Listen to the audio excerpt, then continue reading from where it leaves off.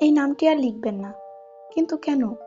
৩ বছর আগে এখানে এক ছাত্রী এক্সামের দিন ফ্যানের সঙ্গে ঝুলে মারা যায়। আসসালামু আলাইকুম, আমি সুমাইয়া। নতুন একটা গল্প নিয়ে আবারও চলে এসেছি। চলুন গল্পটা শুরু করা যাক। নওশীন নতুন একটা কোচিংয়ে পড়াতে শুরু করেছিল। সবকিছু স্বাভাবিকই ছিল, শুধু একটা ব্যাপার ছাড়া। প্রতিদিন বিকেল ৪টা ১৭ মিনিটে দরজার পাশে এক মেয়ে এসে দাঁড়াতো। সে কখনো ক্লাসে ঢুকতো না, কিছু বলতো না, শুধু দরজার পাশে দাঁড়িয়ে ভিতরে তাকিয়ে থাকতো। প্রথম দিন নওশীন ভেবেছিল নতুন ছাত্রী হবে। দ্বিতীয় দিনও একই সময় একই জায়গায়। তৃতীয় দিন সে গিয়ে বলল, তুমি কার জন্য দাঁড়িয়ে আছো? মেয়েটি ধীরে বলল, ম্যাম, আমি তো অনেক আগেই বসে আছি, আপনি আমাকে দেখেন না? নওশীন বিরক্ত হয়ে বলল, মানে? মেয়েটা ভেতরের শেষ বেঞ্চের দিকে আঙ্গুল দেখালো। সেখানে সত্যি একটা খালি চেয়ার ছিল, কিন্তু ওই চেয়ারটা অদ্ভুত। প্রতিদিন কেউ না বসেও চেয়ারের ওপর খাতার দাগ পড়ে থাকে, যেন কেউ লিখেছে। নওশীন বিষয়টা পাত্তা দিল না। একদিন অ্যাটেন্ডেন্স নেওয়ার সময় খেয়াল করলো, রেজিস্টারে একটা নাম লেখা, মেহরিন, কিন্তু ওই নামে কোনো ছাত্রী ভর্তি হয়নি। সে অফিসে গিয়ে জিজ্ঞেস করলো। অফিসের পুরনো কর্মচারী চুপ হয়ে গেল। তারপর নিচু গলায় বলল, এই নামটা আর লিখবেন না।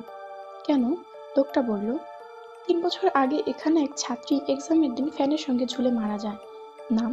লোকটি উত্তর দিল না, শুধু রেজিস্টার বন্ধ করে দিল। পরদিন ৪টা ১৭তে মেয়েটা আবার এলো। আজ সে দরজায় দাঁড়িয়ে নেই, সে ভিতরে ঢুকে শেষ বেঞ্চে গিয়ে বসেছে। আর পুরো ক্লাস চুপ, কারণ সবাই তাকিয়ে আছে। যে বেঞ্চে মেয়েটা বসেছে সেখানে নওশীন ছাড়া আর কেউ কাউকে দেখতে পাচ্ছে না। নওশীন কাপা গলায় বলল, তুমি কে? মেয়েটা বলল, যেদিন আপনি প্রথম এখানে ইন্টারভিউ দিতে এসেছিলেন, সেদিন আপনি আমাকে দেখেও কিছু বলেননি। নওশীনের মাথা ঝাঁকুনি খেল, কারণ হঠাৎ তার মনে পড়ল ইন্টারভিউয়ের দিন সিঁড়ির পাশে একটা মেয়ে বসে কাঁদছিল। সে ভেবেছিল স্টুডেন্ট, দেখেও ইগনোর করেছিল। মেয়েটা ধীরে ব্যাগ খুলে একটা কাগজ বের করলো। ওটা সুসাইড নোট। উপরে লেখা, আজ যদি কেউ একবার জিজ্ঞেস করতো, তুমি ঠিক আছো? নিচে সিগনেচার, মেহরিন। ঠিক তখন ওয়াল ক্লকে ৮টা ১৮ বাজলো। নওশীন ব্লিঙ্ক করলো। শেষ বেঞ্চ খালি, কিন্তু সুসাইড নোট এখনো টেবিলের উপর।